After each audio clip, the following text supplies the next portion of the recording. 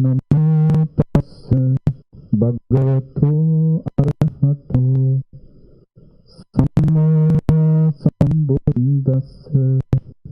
Namo tassa bhagavato arahato samma sambuddhassa. Namo tassa bhagavato arahato samma sambuddhassa. Karaniya Metta kusalena yantam santam padam abhisamicca sattvajuca sujuca suvacho chassa mudu anatimani. Venerable Chief Naika Hamdro, Venerable Sirs, friends and children in the Dhamma, welcome to our Saturday Dhamma talk. Now for 2 weeks, we have been continuously explaining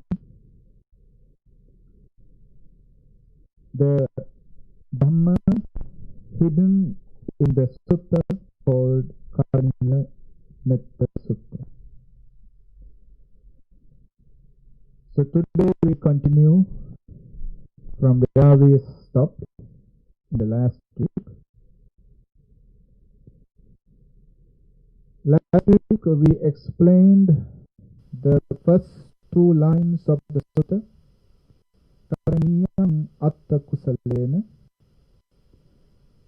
yantang santang padam abhisamicca.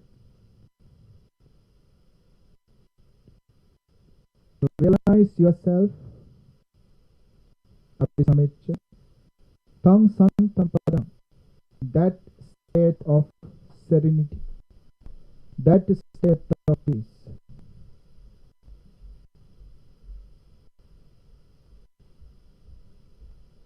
Karaniyam atta kusalena. Karaniyam should be done atta for your own well-being, matters for your own well-being. Atta kusalena, with your own skills, with your own abilities. So with your own abilities, you should do the things which are beneficial to you for the sake of your own realization on the state of serenity. Santang padam, state of serenity, state of peace. This is an umbrella term. Any kind of peaceful state can be explained with these 2 terms, Santang Padam. But in the Buddha's concept or Buddha's thinking is always, for him, the actual state of serenity is Nibbana, nothing else, nothing prior to that, nothing earlier to that. Now, if we look at it briefly, there is a great meaning behind it.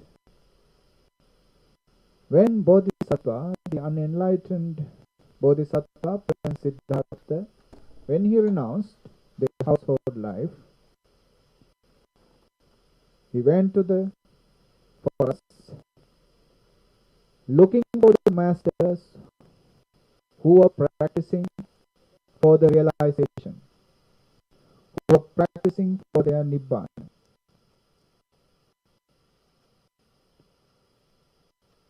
Buddhahood was not something for self-realization for him in the beginning. He thought by following the master he can come to that realization, to that state of serenity, permanent state of serenity. But in his search from master to master in the forest, what he understood was nobody has found the permanent state of serenity. All who were in search of this state of serenity had found temporary, not long lasting, impermanent type of state of serenity. The serenity they have found, the peaceful state they have found was not permanent. Why? They have found their peace by suppressing the defilements, by controlling the defilements and practicing something called the concentration. Concentration, in other words, samadhi, or the meditation of serenity, samatha bhavana, has no function of removing the defilements. Concentration just suppress the defilements or forget the defilements.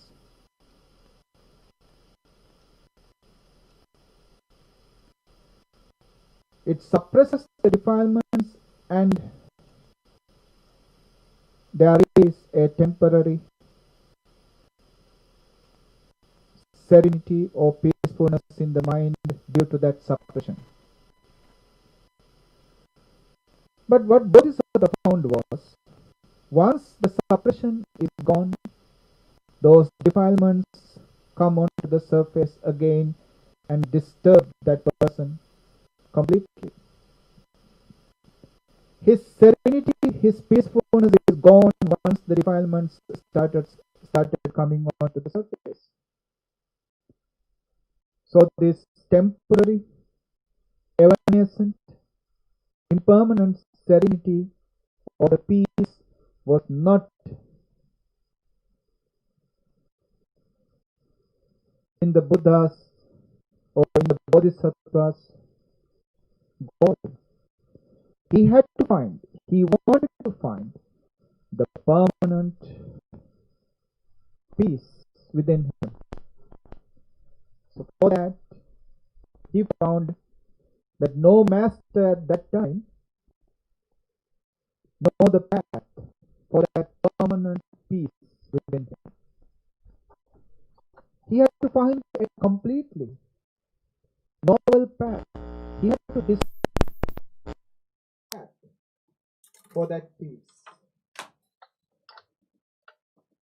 And he discovered that path, and it is said vipassana, insight. This vipassana, this insight, is leading for the removal of defilements. When the concentration is leading for the suppression of defilements, vipassana is leading for the removal of the defilements. So the peace is permanent because there is nothing against within him anymore. There is no pressures, canvas, defilements to surface anymore. So this permanent, everlasting, eternal peace is represented by the term Santam Padam. Now these two lines expresses the purpose of the sutta. This sutta is teaching for one to realize the method of realizing Santam Padam, state of serenity, or peace.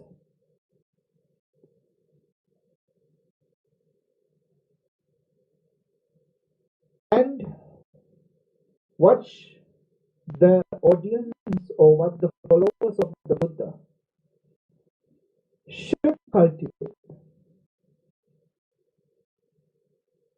to attain that state of peace. So our purpose is to explain them one by one. The first one, Sakko. Sakko ujucha sojucha suachocha samudu anatimani.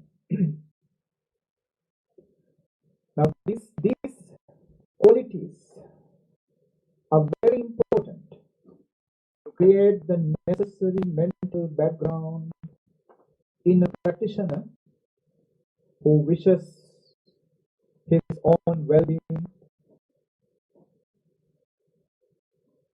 so that one day he can attain to that state of peace. Sakko, ability or capability or cleverness. Sakko has two meanings: being clever or being capable. Being clever, people understand when there is a problem, they understand the cause of the problem. That is the cleverness of that person. You are clever enough to understand the cause of the problem. But are you capable of putting some remedy or healing or removing that cause of the problem? That is your capability. So being clever is not just enough for the success. You can meditate. You can bring your mind to the concentration so fast. That is your being clever. But can you continue to practice? Can you continue to practice same time, same place, every day, in a selected period of time? Can you continue to practice? No matter how disturbed you are, because our mind is not just the same every day. Meditators know this. Today you practice, you find so peaceful. Your mind is getting calm, peaceful, quiet, concentrated very fast. But tomorrow will be completely different. Tomorrow your mind is completely in a different shape. It doesn't get into concentration at all. Then people become discouraged. People tend to give up.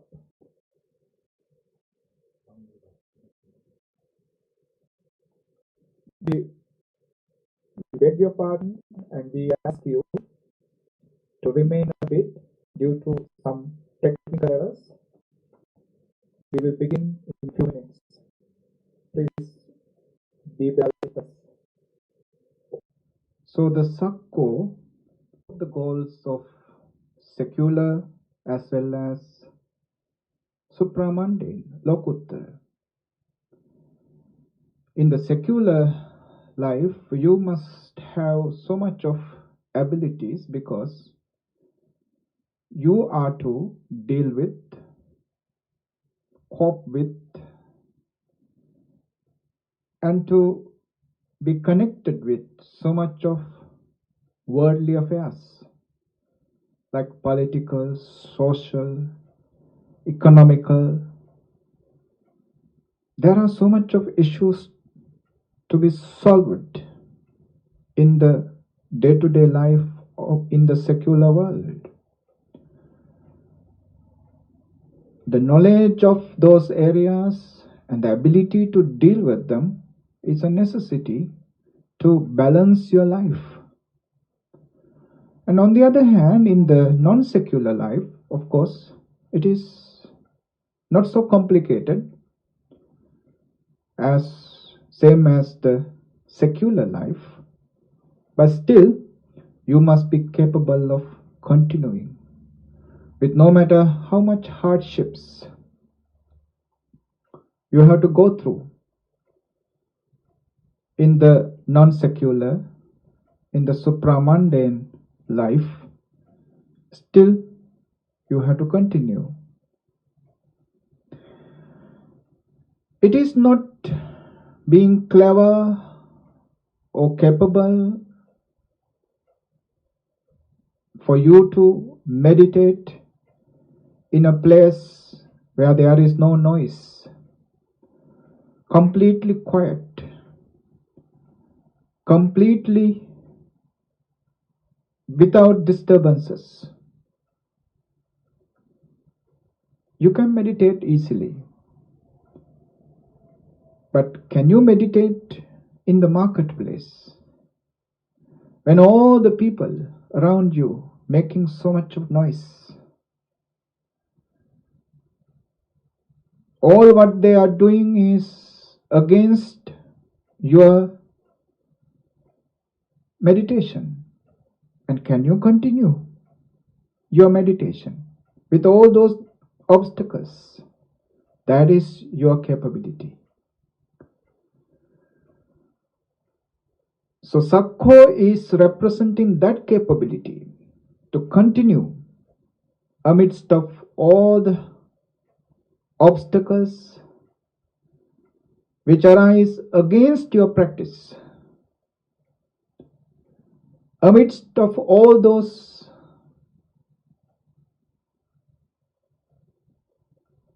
hostile conditions that arise to stop your practice. Can you continue your practice? That is the capability, and it is represented by the word Sakko. So in this sutta, the spiritual background behind your meditation, the first one is given by the Buddha, is the capability to continue your practice. Because Buddha knows a meditator, when he starts his practice, every step there is an obstacle, within and without, within his own defilements, starts fighting back. Because meditation is to put your mind in hunger. Meditation is to keep your hunger, your mind without food. Mind doesn't like it. And the mind will protest it. Mind will bring its defilements to the surface to fight for it.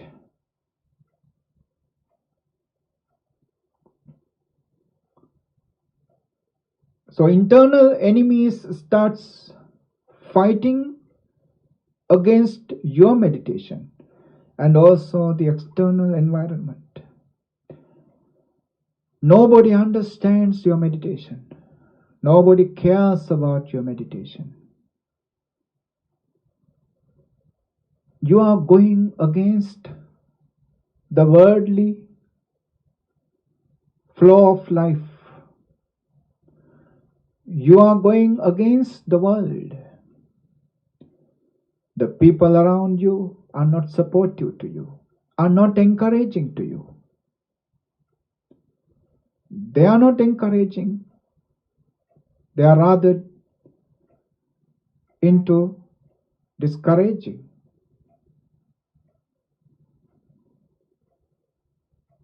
So amidst all these hostile conditions within and without, you have to continue your practice, and that is your ability. That is your capability. That is your sakko. Then the next term is uju, uprightness, honesty.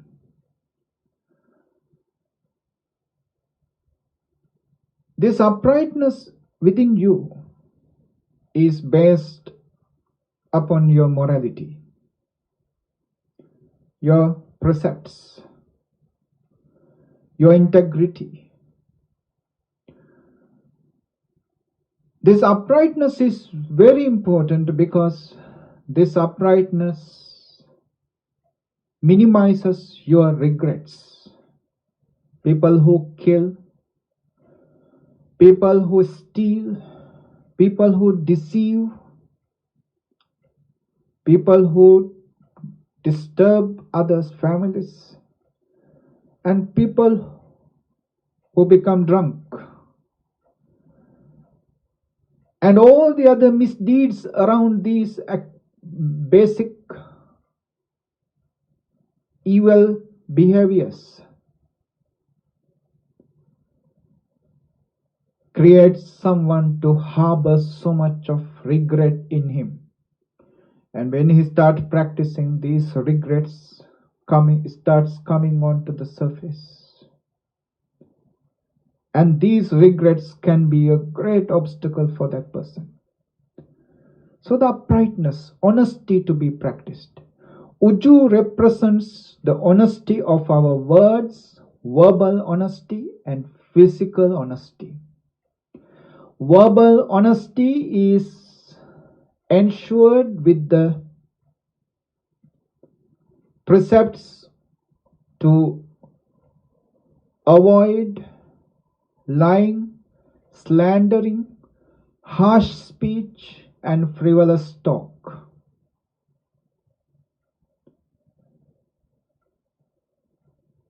If you remove these 4 types of verbal misdeeds, you will find actually you have nothing to talk. That's why Buddha says, Buddha's instruction for his students, Dhammiva Kata. If you speak, speak Dhamma. Or else, Aryo Tunhi Bhavo. Maintain the noble silence. For a practitioner who is seriously into the practice of meditation, lesser he talk, better for the serenity, concentration of his mind. More the talk he do, more the talk he does, more will be the agitation, turbulence in his mind, because there is no device which is capable of disturbing your mind more than your own mouth. So the mouth must be controlled for the success of your meditation. Uprightness in your verbal deeds helpful for that purpose. Lesser the talks you have, lesser will be the breaking of those precepts of lying, slandering, harsh speech, and frivolous talk. And then the physical misdeeds, killing, stealing, sexual misconduct.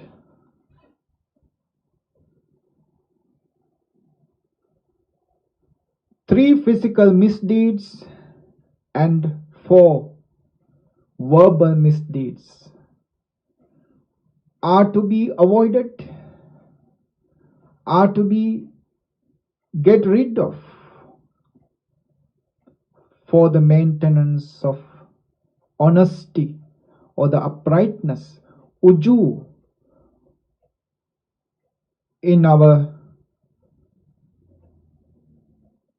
words and in our actions. So Uju, uprightness or honesty is the second vitality, second most important factor as a supportive spiritual background for one's meditation. Then comes the sujucha. It means perfectly upright. This perfection in the uprightness is decided by the uprightness of your mind. It is not so difficult to be upright verbally and physically. If you have a grit, if you have a determination not to break those precepts, not to be lying but to be truthful, never to take what is not given, never to gossip, you create this determination and practice for one day, and then next day again take the determination and practice for that day. No matter how hard it is, still you can adopt that principle and implant within yourself and become transformed by it. You will be physically and mentally upright within few months. You can borrow and adopt those virtues within you.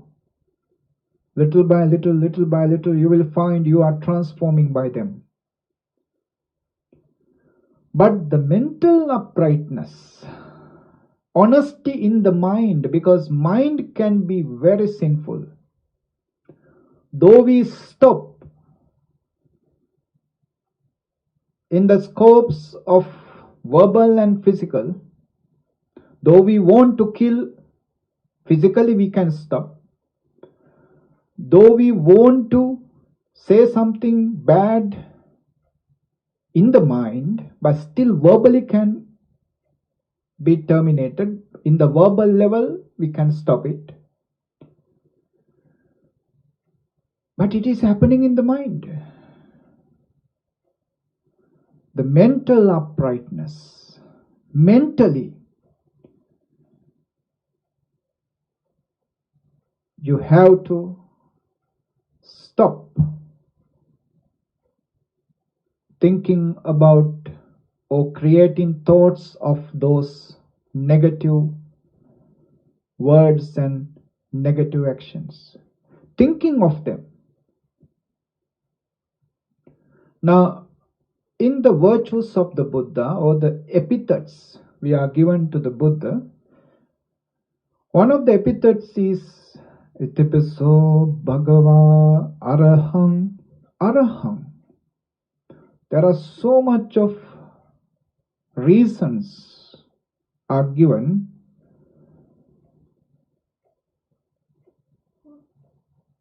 for the fact, for the reason, or for the cause that we call Buddha Araham. One of the foremost reason behind this Araham is that he does not do any evil, even in secrecy. In secrecy. Now, what is this secrecy? When we do any evil physically or verbally, others can see it, others can hear it. So it is no more secret. Somebody will see it. But when it is happening in the mind, no one can see it. It is complete in secret. Buddha doesn't have any such kind of evil even happening within him in his mind. That's the idea. That is the idea behind the epithet Arahant. He who doesn't commit evil even in his consciousness. Hence we call him Arahant. That is the goal. To reach that goal of Arahant, we have to develop this sujucha, uprightness, perfect uprightness, or honesty in the mind. Honesty in the mind. Uju represents honesty in the verbal and physical levels. Sujucha represents the honesty in the mind, uprightness in the mind. Yeah. This uprightness leads for transparency. Buddha says, I am a person who does what I say. I am a person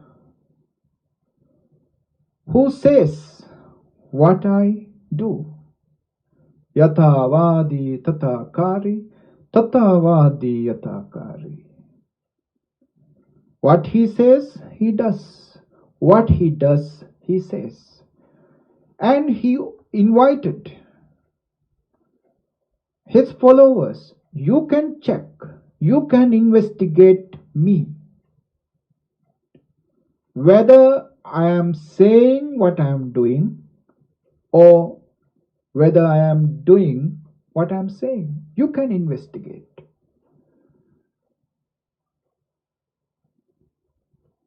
Who can invite others to do such an inspection other than the Buddha? Who can do? Who can make such an invitation to others? Come and inspect me, whether I do what I say.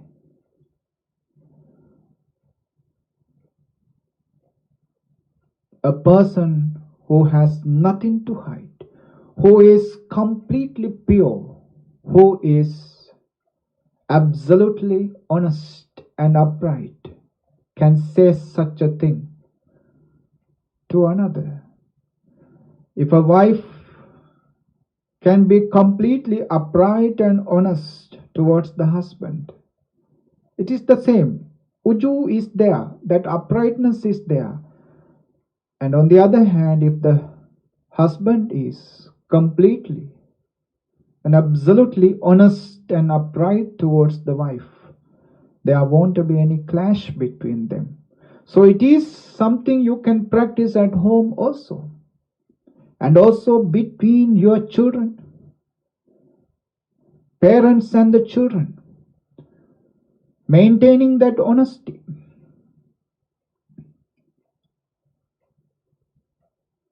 Parents never deceive children. Children have the complete trust on the parents, their honesty, that they never deceive us. And on the other hand, the children towards the parents. Even at home, you can maintain this uprightness.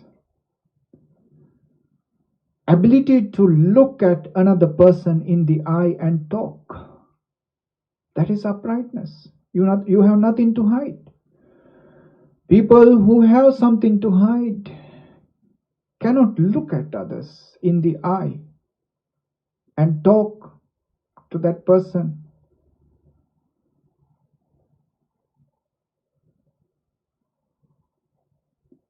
Uju and Suju. Uju, uprightness, honesty in the verbal and physical deeds.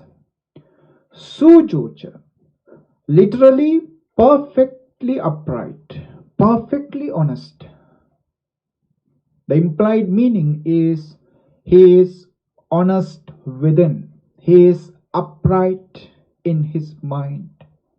He has no evil in his mind. Sakko Uju Suju. Sakko, make sure you do not stop your practice, your meditation, in spite of hundreds or thousands of obstacles arise. Uju and sujuj, make sure your discipline on the preserving of the precepts and also maintaining your honesty and uprightness. Swacho, Vacho is talking. Su means good. Literally it means good talk. But it doesn't have, it doesn't give the implied meaning is different to this literal meaning. That means somebody can talk to you. You are a listener. You are not a rejecter. You are a person who accepts the advices given by Kalyana Mitta, a noble friend. A noble friend is somebody who wish your well-being, your future well-being. That person will never humiliate you in public. When you have errors, he will not talk about your errors with others, but he will take you aside and tell you to your face, you have this mistake, this weakness, this error, you better correct it. That person is the one who wish your well-being, not your destruction. That is a Kalyana Mitta, that is a good friend, noble friend. That is a friend you must never ever let go.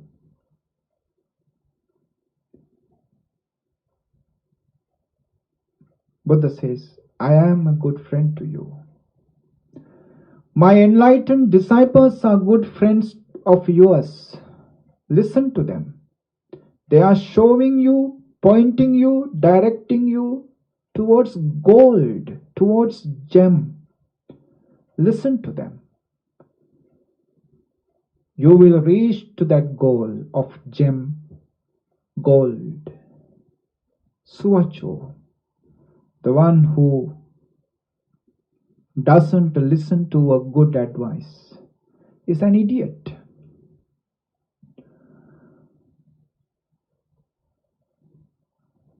One who looked down upon the advisor, one who laughed at the advice can never be corrected.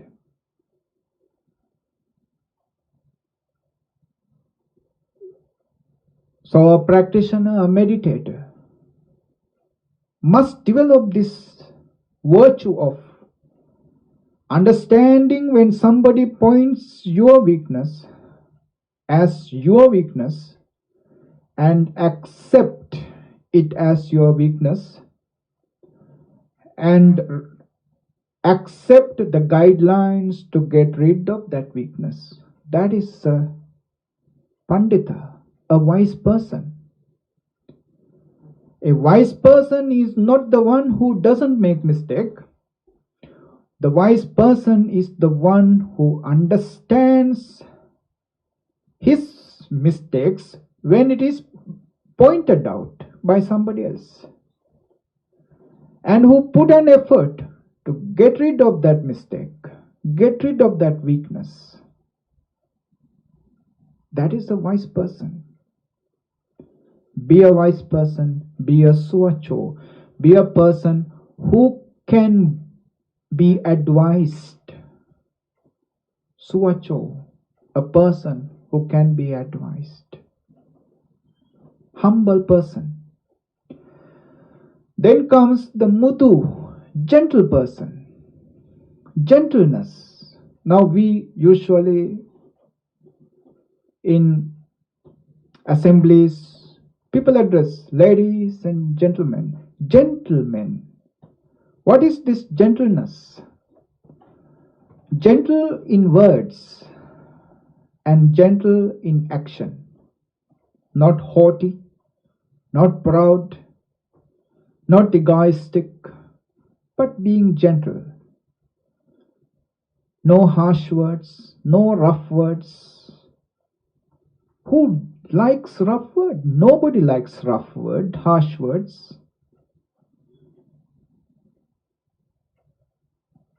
And what can you gain with the harsh words? Nothing. But you can lose many things with the harsh words. Mouth is used for two things. Put in, put out. Put in the food and drinks. We eat, we drink. We have to be mindful what we eat and what we drink. For what? Because what we put in can make us sick, can make us unhealthy. Whether what we eat can be digested or not, whether they become allergic or not, whether we are allergy to those food or not, whether this food will make me sick with diabetics, with cholesterol, with any other unwholesome contents within it. These are the things we have to be mindful when we are eating or drinking, when we are putting in.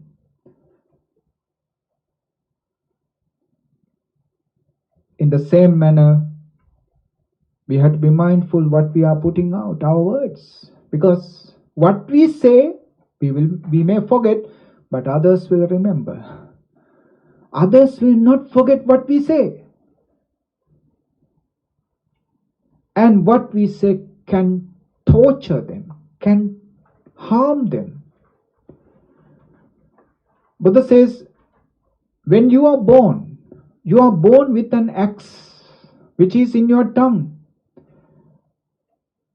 Harsh words are like an axe.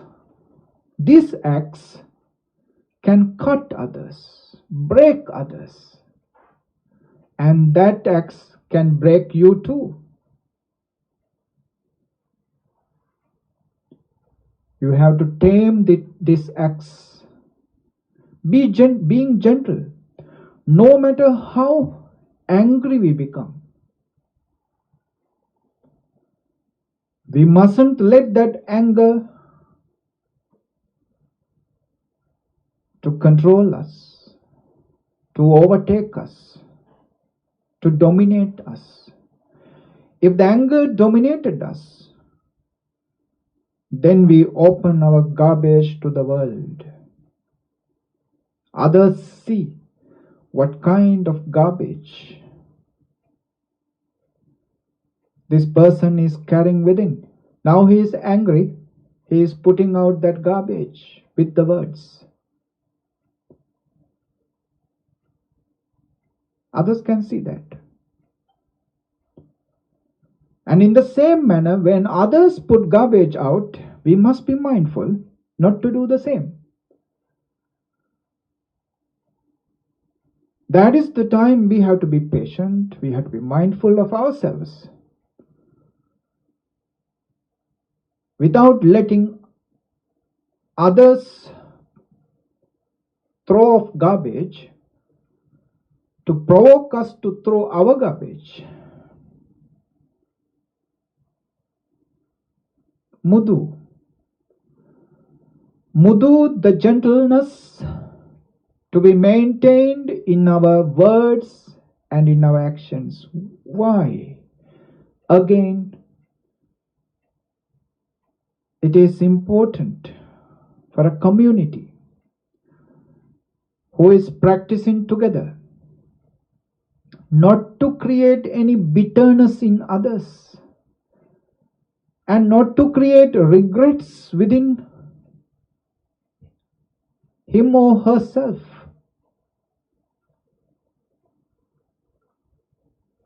So never put out words that you may have to regret later. Why did I say that? I shouldn't have said that. I am so ashamed of my words now. Such regrets are harmful. So to create such regrets, don't use your words. Use gentle words. You will never regret. Harsh words, always a cause for regretting. And always a cause for somebody to hurt.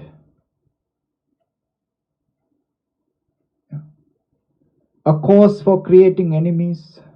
A cause for destroying others' lives. So also the gentleness in the action.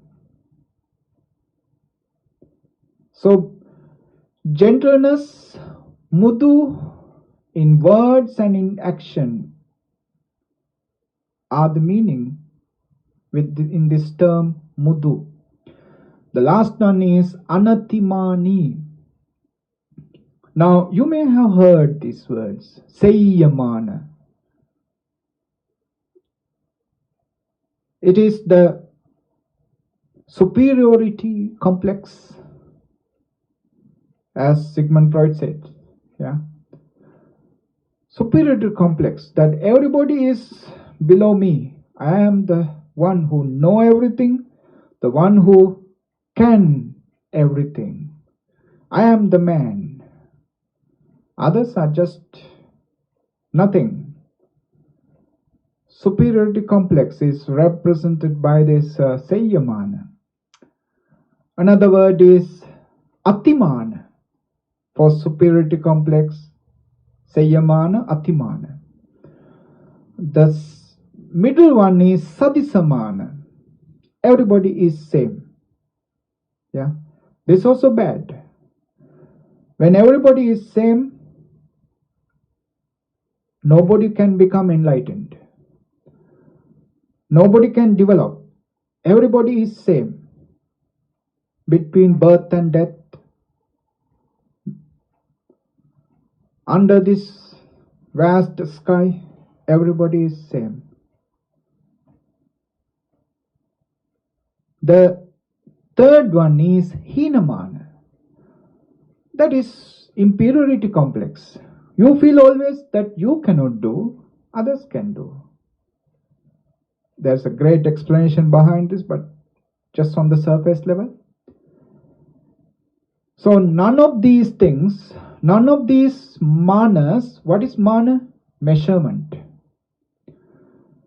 This thinking, superiority, inferiority, and also this sadisamana, to think everybody as same, all based on others, measurements related to others.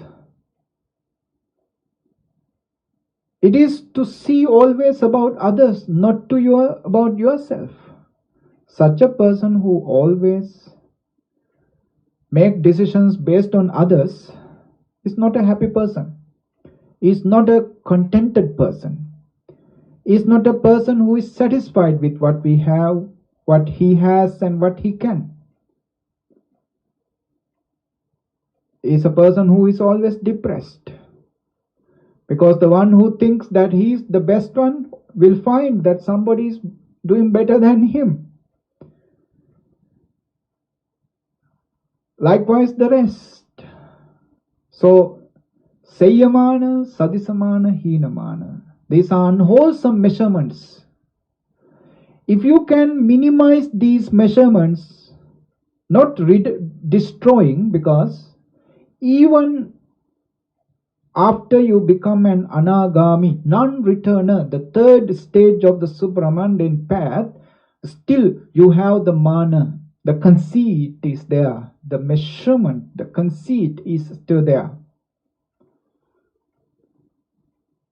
Only the arahants are devoid of all these type of seyyamana, sadisamana, hinamana, so they are called, the arahants are called nihattamana.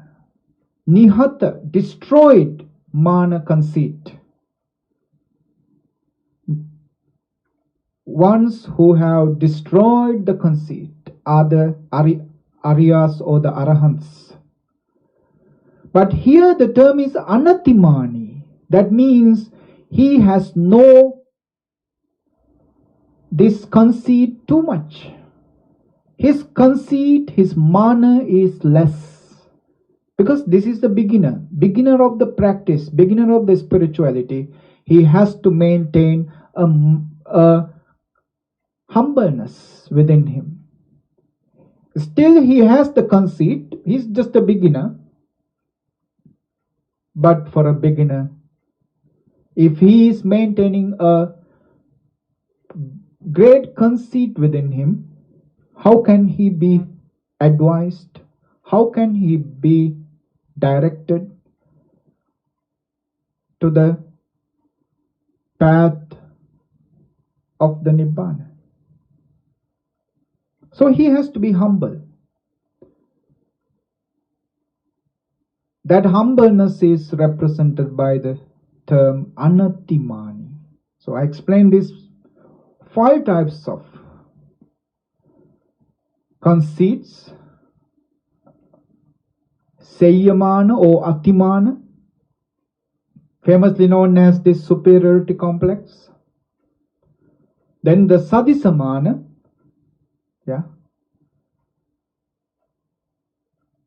that to think everybody is same.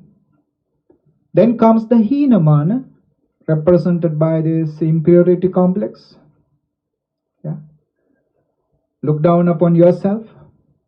Then comes the Anatimana, humbleness, suppressed kind of arrogance, ego is there, Anatimana. Then comes the Nihatamana, destroyed conceit, who can be only be applied are the ones who Arahants. Arahants are the only ones to whom we can apply this word, this term Nihatamana, destroyed conceit. So today we completed our first verse. Today my purpose was to explain to you these 6 kind of virtues one has to cultivate as he start practicing. They are the Sakko, Ujucha, Sujucha. Ability, uprightness and perfect uprightness. Now, when somebody is practicing these 3, his ego can be developed. So this ego or the pride to bring down, he has to practice Suvacho, Uju, Suvacho, Mudu, Anatimani. Suvacho is to be advised easily, to make oneself liable to the advisors, to become such a person who can be advised easily. Suvacho, Mudu, gentle, and Anatimani, humble. So these triple qualities help somebody to be humble, to be easily guided. Because the first 3 qualities can make somebody arrogant, proud, and egoistic. Sakko, Uju, Suju. So these are the Dhamma I thought of explaining today. So let's share this Dhamma together with our departed ones and the deities. Let's share all these merits for their benefit first. Idamme ñātinam hotu sukita hontu ñātayo. Idamme ñātinam hotu sukita hontu ñātayo. Idamme ñātinam hotu sukita hontu ñātayo. Akasatta ca bummatta devanaga mahiddika punyantang anumoditva chirang rakkantu loka sasanang. Akasatta ca bummatta devanaga mahiddika punyantang anumoditva chirang rakkantu desanang. Akasatta ca bummatta devanaga mahiddika punyantang anumoditva chirang rakkantu mam paranti. Every week on Saturdays we continue this program under the guidance and advices of our Nayaka Hamduru. Even during this pandemic times, we did not stop providing our Dhamma service to our devotees as well as to all the rest of the people. Yeah, the temple is open. You can come and pay respect to Lord Buddha, and many people, Caucasians, Indians, and other, even non-Buddhists, they come and pay respect to the Buddha and generate wholesome, meritorious energy within them. So during these times, it is so important to create such wholesome thoughts within us, to empower us, to protect us.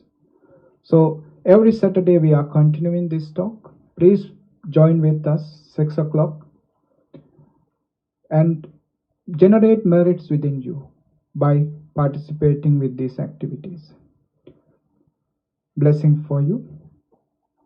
Sabbityo vivajjantu sabbarogo vinassatu mate bhavattvantarayo sukhi digayuko bhavatu sabba mangalam rakkantu sabba devata sabba buddhanubhavena sabba dhammanubhavena sabba sanghanubhavena sada sotti bhavantu te.